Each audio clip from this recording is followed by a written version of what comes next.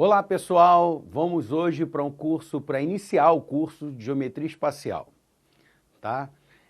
Para começar esse curso, a gente vai precisar relembrar alguns conceitos que a gente já tinha visto lá no início do curso de Geometria Plana.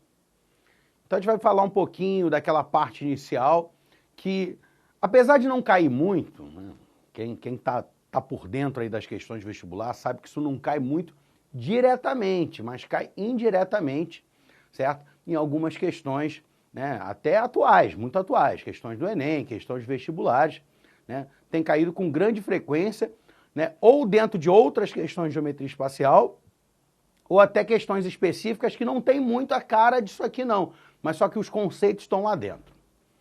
Então vamos começar falando da geometria euclidiana, né? A gente está estudando a geometria do Euclides, né? A geometria que usa o embasamento da geometria criada por Euclides, né?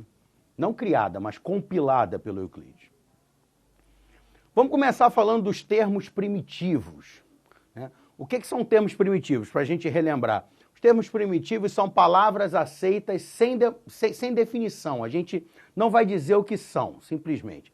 Eu tenho os conceitos de ponto, de reto e de plano, né? O ponto a gente vai representar por uma marquinha do lápis no papel, só que essa marquinha ela tem um tamanho, o ponto não tem tamanho, né? Essa marquinha ela tem uma forma, né? Ela parece ser redondinha, o ponto não tem forma, o ponto é amorfo e adimensional, ele não tem forma e não tem tamanho.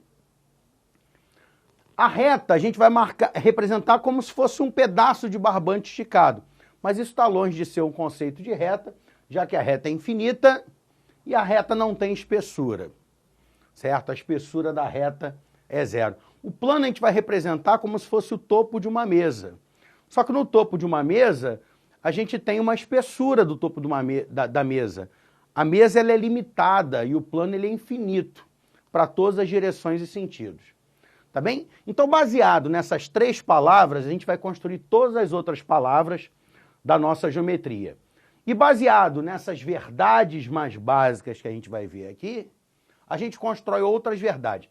Essas verdades mais básicas a gente chama de postulados. Os postulados são verdades que a gente aceita sem dizer os porquês, sem demonstrar. Verdades básicas e a partir dessas verdades, outras verdades são construídas. Termos primitivos, palavras básicas que a gente simplesmente não define e constrói as outras palavras em cima delas.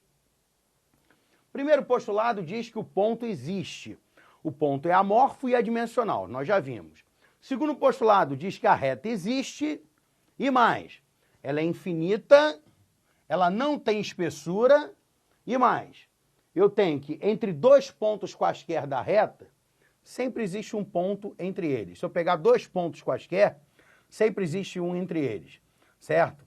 Por mais próximos que sejam esses pontos, se eu pegar dois, existe um entre eles. E se existe um entre eles, existem infinitos, na verdade, né? Porque, olha só, eu tenho esses dois pontos, eu tenho um entre eles. Entre esses outros dois pontos, tem um entre eles. E um, e assim por diante. Então, a reta é um conjunto de infinitos pontos. A reta também não tem lacunas, não tem buracos, não tem regiões desprovidas de pontos. Da mesma maneira, o plano.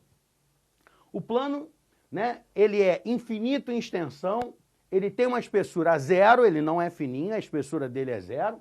Ele é um conjunto contínuo de pontos. Por quê? Ele não tem buracos, não tem lacunas. E ele é um conjunto infinito de pontos, ele é um conjunto denso de pontos.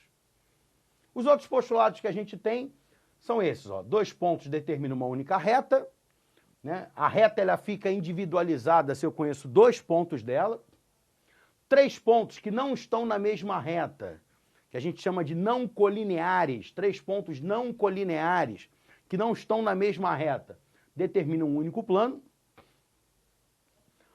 Se uma reta possui dois pontos dela no plano, ela está totalmente contida no plano. Basta que dois pontos diferentes da reta estejam no plano para eu garantir que todos os outros pontos da reta estão no plano. Ah, mas a reta não continua para cá? Continua, mas o plano também continua para cá.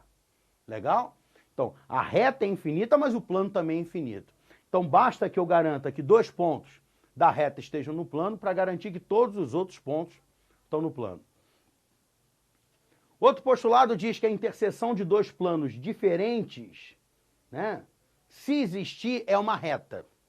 E, por fim, o postulado de Euclides, que diz que por um ponto fora de uma reta, só passa uma reta paralela à reta dada.